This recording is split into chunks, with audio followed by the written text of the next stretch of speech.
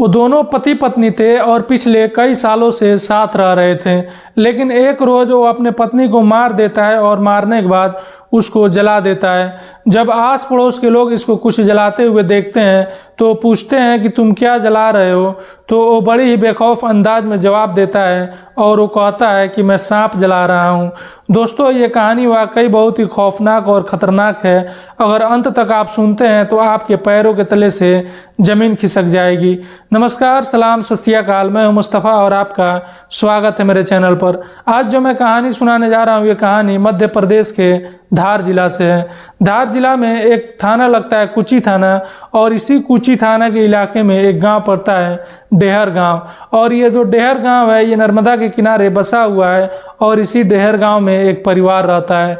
इस परिवार के जो मुखिया हैं उनका नाम रघु बघेल है, और रघु बघेल के अलावा इस परिवार में रघु की माँ है और इनके अलावा रघु की पत्नी है और पत्नी का नाम दया है। जो रघु है उसके 4 बच्चे भी हैं और रघु के पास इस गांव में 2 मकान हैं। एक मकान पुराना है और जो दूसरा वाला मकान है वो नया है, और इन दोनों मकान के बीच तकरीबन 200 मीटर की दूरी है। जो पुराना वाला मकान है वहाँ पर रघु की माँ और रघु के 4 बच्चे रहते हैं, और नए वाले मकान पर रघु और रघु की पत्नी यानी कि ये दोनों वहाँ पर रहते हैं। जो रघु है वो किराना दुकान चलाता है और नए वाले मकान में ही इसका किराने का दुकान है। पिछले कई दिनों से इसकी जो पत्नी है दया, वो नज़र नहीं आ रही थी।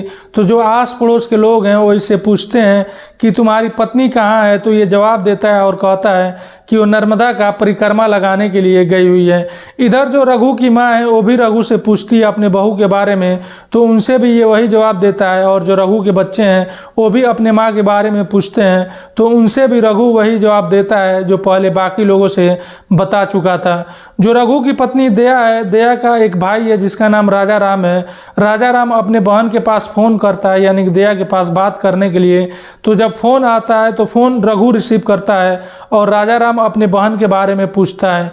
तो रघु बताता है कि वो नर्मदा गई हुई है परिक्रमा के लिए और अब वो शायद ही वापस लौटे।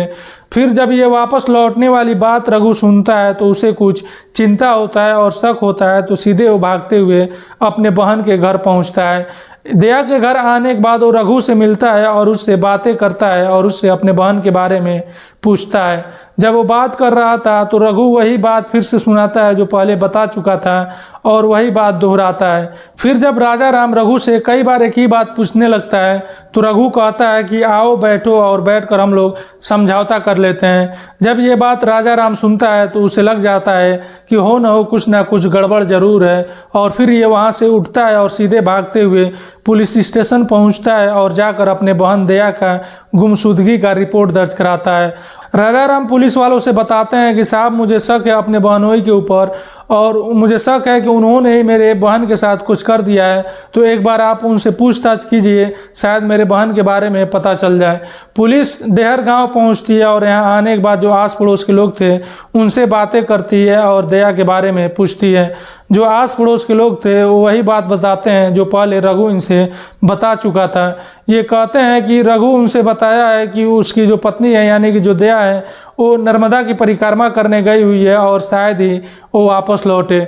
जब रघु को इसके बारे में पता चलता है कि पुलिस वाले गांव पहुंचे हुए हैं और रघु से पूछताछ करेंगे, तो रघु वहां से भाग खड़ा होता है और एक पहाड़ी है, उस पहाड़ी पर जाकर चढ़ जाता है। लेकिन पुलिस वहां और पहुंच जाती है और उस पहाड़ी को चारों तरफ से घेर लेती है और रघु को वहां से गिरफ्तार कर लेती है और थाने लाती है। थाने लाने के बाद रघु से पूछताछ किया जाता है। पूछताछ के दौरान शुरू में तो पुलिस को रघु गोल मोल बातें करता है और पुलिस को गुमराह करने की कोशिश करता है, लेकिन जब पुलिस सख्ती करती है तो रघु टूट जाता है और जो पूरी सच्चाई थी और जो पूरी कहानी थी वो बता देता है। रघु ने जो पूरी कहानी बताई थी वो कहानी कुछ यूँ है। जो रघु है वो दया से उसकी ये दूसरी शादी है, और जो पहली शादी थी, जो पहली उसकी पत्नी थी, उसकी मौत तकरीबन 17-18 साल पहले हो गई थी और पहले पत्नी से उसके 3 बच्चे थे। फिर ये दूसरी पत्नी की तलाश में था, दूसरी शादी करना चाहता था। फिर इसकी दया से मुलाकात हो गई और फिर जो दया थी उसका भी जो पहला पति था उसका भी मौत हो चुका था और दया का भी एक बेटा था। फिर ये दोनों शादी कर लेते हैं और दोनों डिसाइड करते हैं कि हम दोनों एक दूसरे के बच्चों का ख्याल रखेंगे और किसी भी तरह की कोई कमी नहीं होने देंगे। ये दोनों शादी कर लेते हैं और शादी करने के बाद ये एक साथ रहने लगते हैं। दोनों की ज़िंदगी बड़ी खुशहाल बीत रही थी, बच्चे भी खुश थे और जो रघु की माँ थी वो भी खुश थी। लेकिन एक रोज़ जो रघु है उसके पास कुछ ज़मीन है, उस ज़मीन को बेचने की बात करता है और जो रघु की पत्नी दया है वो इस बात को बुरा मान लेती है और वो नहीं चाहती है कि ज़मीन बेचा जाए। अब आए दिन इस बात को लेकर दोनों में झगड़ा होता रहता है। इधर जो रघु है उस ज़मीन को बेचना चाहता है और जो दया है उस ज़मीन को बचाना चाहती है। दया कहती है कि ज़मीन है तो बच्चों का काम ही आएगा, 4 बच्चे हैं, आखिर ज़मीन रहेगा तभी तो आगे वो कुछ करेंगे, या कोई परेशानी आएगी तो उस ज़मीन के सहारे उस परेशानी को झेल सकेंगे। लेकिन रघु के ऊपर मानो भूत सवार था और वो ज़मीन बेचना ही चाहता था और जो दया है वो काफ़ी रघु को समझाती और मना करती, लेकिन रघु नहीं मानता और दोनों में झगड़ा होता रहता। एक तारीख आती है और वो तारीख थी 17 अप्रैल और 17 अप्रैल को इसी ज़मीन के बात को लेकर दोनों में झगड़ा हो रहा था और इस झगड़े के दौरान जो रघु है वो अपने पत्नी को एक थप्पड़ मार देता है। अब ये झगड़ा और बढ़ जाता है और दोनों में झगड़ा होता रहता है। इधर जो उसकी पत्नी थी वो भी बोल रही थी और जो रघु है उसका भी गुस्सा ठंडा नहीं हो रहा था। फिर रघु उठता है और अपनी पत्नी का गर्दन दबा देता है और जब तक दबाए रखता है तब तक कि दया की मौत नहीं हो जाती। जब दया की मौत हो जाती है तो ये वहीं गुस्से में बैठ जाता है और 3 घंटे तक अपने पत्नी के लाश के पास बैठा रहता है और फिर जब इसका गुस्सा शांत होता है तो अपने पत्नी को जगाने की कोशिश करता है और अब इसको लगता है कि इसने क्या कर दिया, लेकिन इसने काफ़ी देर कर चुका था और लेट हो चुकी थी और जो इसकी पत्नी की सांसें थी वो थम चुकी थी। काफ़ी कोशिश करता है लेकिन इसकी पत्नी की तरफ से कोई रिप्लाई नहीं आती है और रात का टाइम था, तकरीबन 8 बज रहे थे, तब इसने अपने पत्नी को मारा था। ये सोचता है कि पत्नी को कैसे ठिकाने लगाया जाए कि पकड़ा ना जाए। तभी इसके दिमाग में एक ख्याल आता है और ये ख्याल ये था कि इसका जो पुराना वाला घर है उस घर के पीछे तकरीबन 2 ट्राली से भी ज़्यादा लकड़ियाँ हैं। ये सोचता है कि उन्हीं लकड़ियों के बीच में अपने पत्नी की लाश को रख दूंगा और आग लगा दूंगा और जला दूंगा और किसी को इसके बारे में जानकारी भी नहीं होगी। पहले ये अपने घर से बाहर निकलता है और घर का दरवाज़ा बंद करता है और वो अपने घर के पीछे तक जाता है और उन लकड़ियों का जायज़ा लेता है और लोगों को देखता है ताकि किसी की नज़र उस पर न पड़े। फिर ये अपने घर आता है दोबारा और अपनी पत्नी की लाश को अपने कंधे पर रखता है और लेकर निकल जाता है। चूँकि रात का टाइम था, सब लोग अपने अपने घरों में सो रहे थे और इसे अपने पत्नी को लाश को ले जाते हुए किसी ने नहीं देखा। ये लेकर जाता है और उस लकड़ियों के बीच में अपने पत्नी को रख देता है और रखने के बाद आग लगा देता है और अब धू धू कर आग जलने लगा था, लपटें ऊपर उठने लगी थी और धुआं भी ऊपर उठने लगा था। लेकिन इसके बारे में किसी भी गांव वालों को जानकारी नहीं थी कि उनके गांव में एक लाश जलाई जा रही है। 4 बज चुका था और ये सोच रहा था जो रघु है कि लोगों को उठने से पहले ये आग बुझ जाए और जो ये लकड़ियां हैं जल्द से जल्द सब जल जाएं।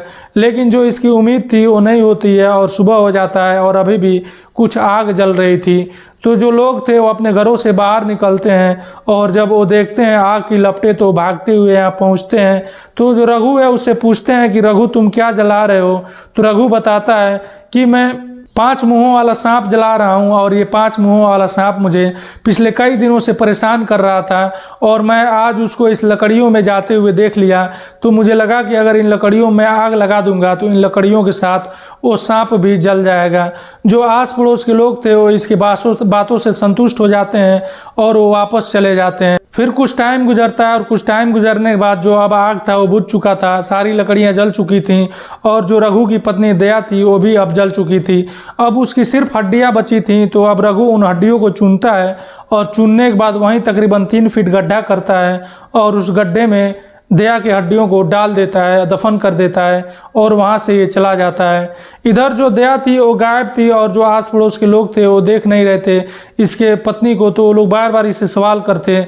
तो ये बात कहकर इन्हें गुमराह करने की कोशिश करता कि वो परिक्रमा करने के लिए गई हुई है और अब वो शायद ही वापस लौटे।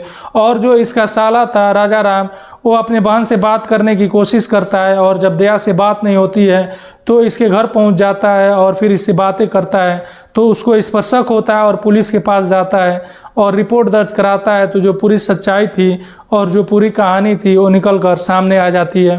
दोस्तों ये थी एक ऐसी कहानी जिसमें जो रघु है वो ज़मीन बेचना चाहता था और जो रघु की पत्नी दया है वो नहीं चाहती थी कि ज़मीन बेचा जाए, और इसी बात को लेकर दोनों में झड़प होता है। और झड़प के दौरान रघु गुस्से में अपनी पत्नी को मौत के घाट उतार देता है और उसे ये अंदाज़ा नहीं था कि वो पकड़ा जाएगा और उसे जेल की हवा खानी पड़ेगी।